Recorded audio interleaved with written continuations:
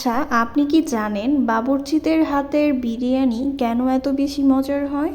কি এমন secret tips তারা ফলো করে যার কারণে তাদের বিরিয়ানির ঘ্রাণ খেতে এত বেশি সুস্বাদু হয়ে থাকে? সেই সিক্রেট টিপস নিয়ে আজকে হাজির হলাম আপনাদের সাথে এক দুর্দান্ত বাবুর্চির হাতের মজার বিরিয়ানি রেসিপি শেয়ার করতে। ফার্স্টে হচ্ছে একটা টেবিলে বাবুর্চির বিরিয়ানি রান্না করার জন্য যে যে উপাদান প্রয়োজন সবকিছু রেখে দিয়েছে। একটি বড় ড্যাগের মধ্যে সে পেঁয়াজটাকে মশলা দিয়ে ভালো মতো কষিয়ে নিয়েছে। এখানে বাদাম বাটা, বিরিয়ানি মশলা, তারপরে হচ্ছে কাঁচামরিচ সবকিছু দিয়ে ভালো মতো কষিয়ে এরপরে দিয়েছে চিকেনগুলোকে কিন্তু সে ভেজে নেয়নি, এভাবে অনেকক্ষণ কষিয়ে নিয়েছে।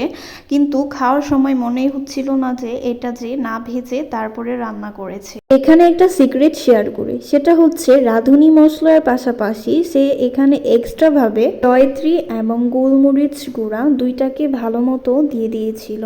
এখানে বাবুর্চি রান্না করছে আর এদিক দিয়ে তার পেঁয়াজ বেরেস্তাকে আমি হালকা করে মেরে দিচ্ছিলাম। এখানে 7 কেজি চালের বিরিয়ানি রান্না হচ্ছিল, সে 7 কেজি চাল দিয়ে দিয়েছে। এরপরে পেঁয়াজ বেরেস্তা, কিশমিশ, আলু বোখরা দিয়ে চুলায় কিছুক্ষণ রেখে এরপর এটা চামচের সাথে ভালো মতো নেড়ে দিচ্ছিল। কিন্তু বেশিক্ষণ আর চুলার মধ্যে রাখিনি, কারণ বাবুর্চিদের আরেকটা সিক্রেট হচ্ছে তারা চালটা ফুটে যাওয়ার পরে একটু পানি পানি থাকতেই চালটাকে ভাপে সিদ্ধ করে নেয়। ভাপে কিভাবে সিদ্ধ করে সেটাই দেখাবো এখন আপনাদেরকে। এই যে দেখছেন এখন ডেকটাকে তারা নামিয়ে নিয়েছে।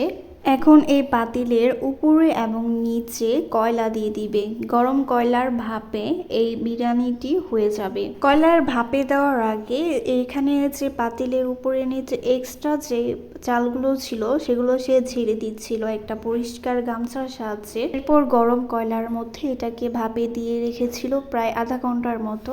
আধা ঘন্টা ভাপে রাখার পরে একদম ঝরঝরে বিরিয়ানি হয়ে গিয়েছে। এই চালটা কিন্তু আগে একটু চাল চাল ছিল, কিন্তু ভাপে দেওয়ার কারণে একদমই ঝরঝরে হয়েছে। দাঁড়ান আমি আপনাদেরকে দেখাচ্ছি, দেখুন এটা হচ্ছে বিরিয়ানির ফাইনাল লুক। বিশ্বাস করেন এটা খেতে অসম্ভব মজার ছিল।